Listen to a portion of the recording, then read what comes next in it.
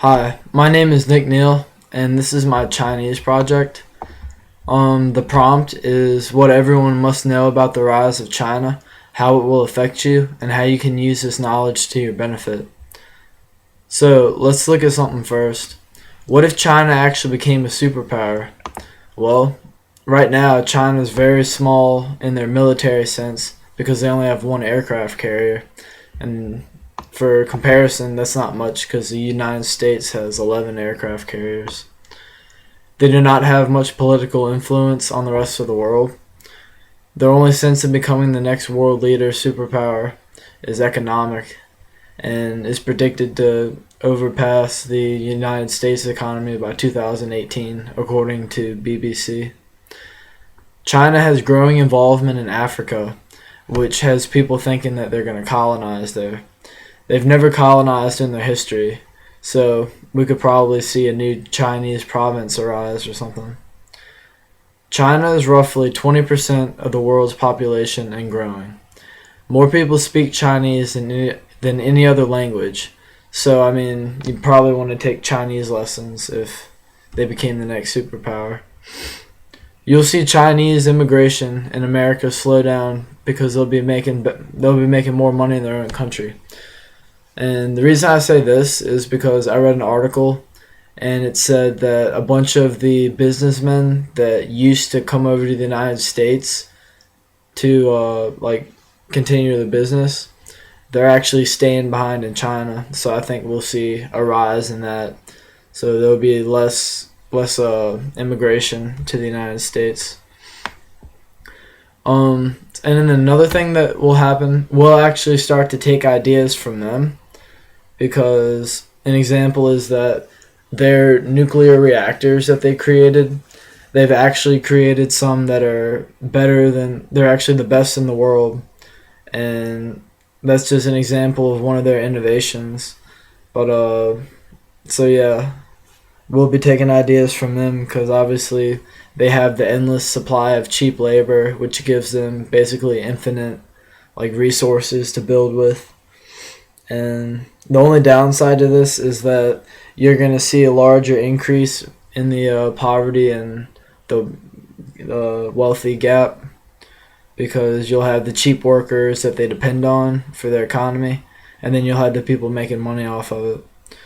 And then also something that they're doing, they'll probably make advancements before anyone else in clean energy because they're already spending more than any other country in the world in investing in clean energy. And another thing we'll see along with that, we'll see more Chinese items on our shelves because their businesses will increase even more. And we're probably going to eventually see some conflict with the United States and China as they progress because they're kind of disregarding what the United States expectations of them are. I mean, they have every right to do that, but I'm just saying that it'll probably create conflict because right now they don't import foreign goods. They're trading weapons to Iran for some oil, and they're also trading with North Korea, which the United States pretty much hates. And another example of how they're kind of making us angry is that they learn how to block certain satellite images from the United States, so we can't observe certain areas of theirs. And so yeah, that's basically what the world will be like if they become the superpower. And then of course you've always got the say China gets really powerful and they want to overtake Taiwan. We still have that we're still Taiwan's ally, so if that happens there'll be a war and whatnot. So yeah, those are that's what will happen if they become this next superpower. But when I was doing my research, I actually read a lot that was saying that they couldn't become the next superpower, and I guess we'll just have to wait and find out. But some of the things I came across were that the fact that they're basically asserting their foreign policy on their neighbors, which are India, Japan, and Vietnam. And it also, I read that together, combined, their population are bigger than China, and they have more money combined. And so this is basically China's pushing their foreign policy on its neighbors, and this is turning them into enemies instead of allies. And then China has been using a book called by Sun Tzu. It's called The Art of War, and this basically means that China believes in conflict from afar. So like they don't believe in actually like killing or anything. They believe in, I guess, like more like psychological, economically, politically defeating somebody.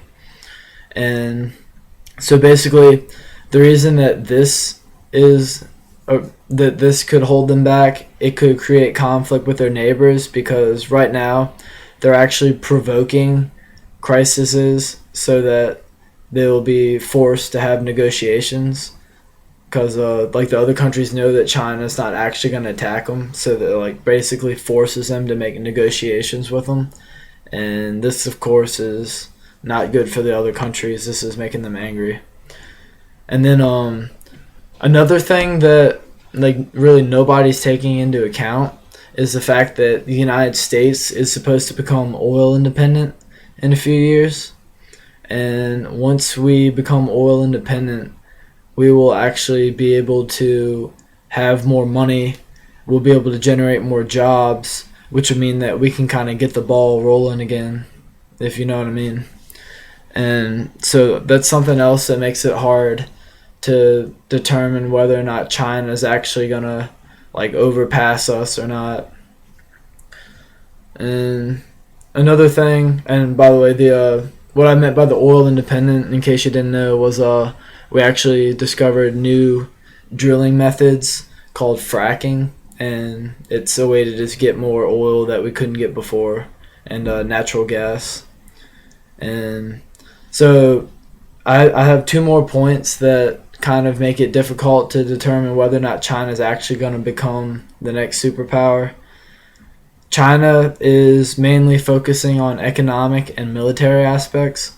Like I told you about how they're implementing their forces on their neighbors and stuff and making them angry. That's basically them asserting their military power.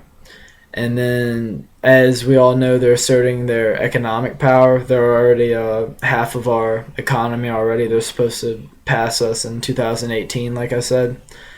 But so they're right there. There are two aspects that they're focusing on, but they're not focusing on the political infrastructure. And so basically, they need to change that in order to adapt to what they're trying to accomplish, or else they're kind of just gonna fail. And so in short, like economic reform cannot continue without its political equivalent. And that was a quotation from a website I read, and it was a legitimate website. And then another thing I read from a different website that's also legitimate is that their growth is relatively fragile. It was state-led and state-controlled, and it was fueled by the availability of cheap labor, which I mentioned earlier, and a complete disregard for the environment and state investment in grand infrastructure projects. So basically, let me dissect that sentence. That means that it was state-led and state-controlled, which obviously because they're communism, so like democracy played no part in it, which is against many people's beliefs in the world, but that really has no relevance. They were fueled by the availability of cheap labor. So yeah, that's good for now, but what happens when the people will rise up against it, as we've seen in our history as a country? We've had the labor movements and whatnot, and we've eventually established minimum wage, and we've raised it. I mean, they have that over in China, but it's not really enforced because there's so many people that you have people that are just willing to work for less. So there has to be another alternative, or else that's kind of something weak to like depend on for your country to be a superpower. It's like a weak scaffolding is what I'm trying to say. And I mean, I have mixed feelings about the part in that statement that talked about the disregard for the environment, because the United States is just as responsible for that. But I'm guessing what this article meant was that China is actually the leading producer of carbon dioxide emissions in the world, even though they're trying to like help it. But yeah, basically like their emissions are so bad that people across the ocean in San Francisco get hit by the emissions. And then the last part was the state investment in grand infrastructure projects, and that's just more of the government just taking the money from everybody and building stuff without like their opinion or whatnot. And so yeah, I don't know. So some of these things I understand really well, and some of them I don't. I just included them in here because it's kind of interesting to look at both sides. Although you'll always have that people having different opinions and stuff, but I don't know. I think that China probably will become a superpower. I think that they're. I think that China, they'll eventually like shift their government, and they will like start to move towards like being a democracy, like paying their workers more and stuff, becoming more like us, because we've been fairly stable. And but I still think that the United States is going to surpass them because we've just discovered that we have so much more oil, and our military is already really strong, and we have strong political influence around the world. So what I mentioned about the oil just now was that like even though China in the future may develop like green energy stuff and they won't rely on oil, we'll still be selling our oil to the countries that are poor and like depend on it and they can't afford the new technology. So I don't know, we're kind of just depending on oil to save us money and create jobs, but I think it's gonna work. And then if we do create like clean energy, then we'll just be even that much farther ahead. And yeah, that's basically all I have to say.